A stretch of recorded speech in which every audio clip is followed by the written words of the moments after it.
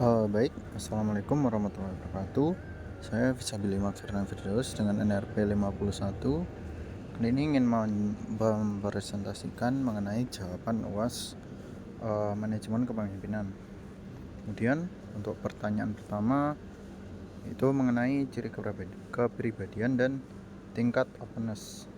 Yang pertama adalah dari ciri kepribadian yang mungkin saya miliki, yaitu pada sisi adventurous, lalu ada ideas dan creativity juga, karena saya sekarang sedang senang atau cukup senang mencoba hal-hal baru yang sebelumnya belum pernah saya lakukan atau belum pernah saya dapatkan pengalamannya.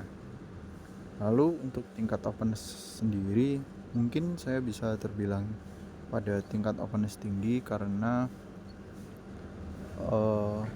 saya senang berinteraksi, senang mendapatkan informasi baru, atau senang memberikan informasi-informasi baru terhadap orang-orang yang mungkin kenal saya atau belum kenal dengan saya. Lalu beberapa cara yang saya lakukan agar karakter saya dalam tingkat openness-nya meningkat. Pertama yaitu saya cukup sering dan cukup senang untuk melakukan debat dengan orang yang memiliki pandangan atau perspektif berbeda dengan saya, dimana terkadang ada beberapa pendapat kita yang saling sama namun berbeda makna secara keseluruhan karena perspektif yang berbeda, atau pendapat kita saling tolak menolak atau tumpang tindih karena perbedaan itu tadi, dimana hal tersebut dapat memberikan saya informasi-informasi atau pengalaman-pengalaman baru yang belum pernah saya alami atau dapatkan sebelumnya. Lalu yang kedua adalah keluar zona nyaman, dimana untuk keluar dari zona nyaman mungkin akan sulit, tapi demi meningkatkan tingkat openness atau keterbukaan saya secara pemikiran, maka otomatis saya harus keluar dari zona nyaman dan mendapatkan pemikiran-pemikiran, pandangan, perspektif, dan lain-lain yang baru. Kemudian adalah karakter secara courage, di mana pengalaman yang saya miliki dalam courage yang paling berkesan pada saya adalah mencoba untuk keluar dari tekanan dari orang tua yang memilihkan dan menekan saya pada jenis karir tertentu yang saya kurang cocok. Dan cara yang saya lakukan pertama adalah mempelajari beberapa atau banyak hal, di mana setiap pengalaman yang kita dapatkan dari hal-hal yang baru kita coba tersebut merupakan salah satu senjata terkuat yang dapat digunakan untuk melawan demi membuka pandangan-pandangan atau pengetahuan baru untuk orang lain. Lalu yang kedua adalah jangan memiliki mindset untuk menjadi anggota gerombolan domba, di mana misalkan ada seseorang A dan seseorang B, lalu ada seseorang C dan D. Dari empat ini, ketika ada satu orang memiliki sesuatu yang mungkin bisa dimiliki orang lainnya, lalu dari gerombolan-gerombolan orang tersebut saling mengikuti satu sama lain, namun hasilnya mungkin kreativitas tidak akan tercipta karena mereka terlalu terpatok pada suatu pandangan atau suatu pemikiran tertentu. Dan yang saya lakukan adalah saya menjadi kambing, di mana seekor kambing dia akan memilih untuk berkeliaran sendiri, mencoba hal-hal baru sendiri, namun dia tetap juga berinteraksi dengan orang lain atau berinteraksi dengan domba-domba lain dan hal sebagainya.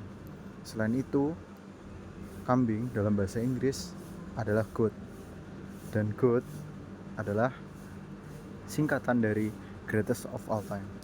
Jadi jangan pernah menjadi seorang flock of sheep, tapi jadilah seorang goat.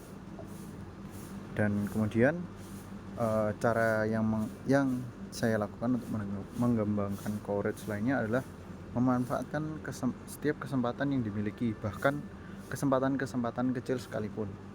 Karena ada suatu quotes yang saya dapatkan dari sebuah lagu di mana intinya adalah a blind spot in the dark is better than not shooting at all.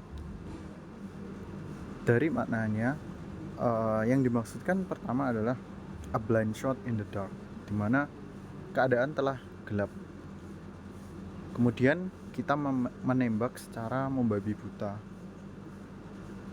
di segala arah. Dari segala arah itu, mungkin ada satu kesempatan tembakan kita akan mengenai target. Dan itu lebih baik daripada kita tidak melakukan tembakan atau tidak mengambil kesempatan untuk menembak sama sekali. Lalu masalah untuk soal nomor 3 adalah tentang komitmen, dimana beberapa komitmen yang telah saya lakukan dan yang telah saya alami dari beberapa waktu ini adalah saya belum mendapatkan gaji selama 2 bulan karena anggaran untuk pembayaran gaji saya dialihkan untuk ini itu dan lain sebagainya. Tapi saya tetap komitmen untuk bekerja keras atau bekerja sesuai dengan job desk yang terdapat pada kontrak yang secara sadar saya tanda tangani. Lalu saya berpikir, karena saya telah menandatangani tersebut, maka saya mau tidak mau harus secara kasarnya harus berkomitmen walaupun terpaksa. Karena jika kita melanggar kontrak tersebut di mana kita telah menandatanganinya secara sadar, maka kita sebaiknya juga harus siap untuk menerima konsekuensi tersebut dengan lapang dada. Karena memang itu pure kesalahan kita, atau itu adalah pilihan yang kita lakukan, bukanlah menyalahkan orang lain atau mungkin mengeluh atau menyalahkan orang lain lagi dan sebagainya. Dimana kesadaran tersebutlah yang membuat saya menjadi komitmen dengan sesuatu yang akan saya lakukan. Karena dengan komitmen tersebut kita pasti akan mendapatkan sebuah hasil yang mungkin dan tidak mungkin sesuai dengan yang kita harapkan. Dan itu adalah hal yang harus kita yang pantas kita dapatkan akibat komitmen tersebut. Kemudian pada soal 4 mengenai pengalaman dalam teamwork, dimana pengalaman paling tidak mengenakan adalah saya pernah melakukan beberapa project. Nah, di beberapa project tersebut saya mengalami pengalaman yang bisa dikatakan hampir mirip satu sama lain, yaitu permasalahan dalam pengembangan tersebut. Tim kami mengalami kegagalan project dalam waktu atau time frame pengembangan project tersebut. Dan hal tersebut dikarenakan adanya beberapa anggota tim yang tidak berkomitmen dan tidak melakukan job desk atau tasknya sesuai dengan desain dan tujuan kesepakatan awal. Kita sangat frustasi pasti, tapi saya waktu itu sebagai PM atau project manajernya ingin memberikan kesempatan pada beberapa orang yang tidak komit tersebut. Yang pertama saya lakukan adalah melakukan human refactoring, lebih tepatnya pada anggota-anggota tersebut yang tidak berkomitmen dari awal. saya dan beberapa orang yang berkomitmen lainnya akhirnya memberikan kesempatan. Dari beberapa orang tersebut, hanya sedikit yang mau berubah dan yang tidak mau berubah karena kami tidak punya solusi lainnya, karena memang dari orang yang tidak komitmen tersebut tidak ingin melanjutkan. Ya sudah, kita cut saja dan kita move on ke ke pengembangan project dan mencari orang baru yang lebih komitmen lagi. Lalu yang kami lakukan dalam teamwork lainnya adalah memperjelas dan menguatkan target yang telah kita tetapkan secara bersama dengan anggota-anggota yang telah berkomitmen, agar tidak mendapatkan beberapa permasalahan yang bertambah atau tidak terjadi adanya beberapa orang yang tidak komit dan malah melambatkan proses pengembangannya. Lalu sejauh mana top 10 leadership dari artikel yang tempo lalu diberikan oleh Pak Isbat, yaitu top 10 leadership skill yang harus dikuasai. Saya telah mungkin menurut saya telah menguasai dari 10 skill, saya telah menguasai 4, mohon maaf. Itu komunikasi, feedback, responsibility, dan komitmen. Dimana keempat-empatnya ini menurut saya saling berkesinambungan, dan saat saya terapkan untuk menjaga dan mengembangkan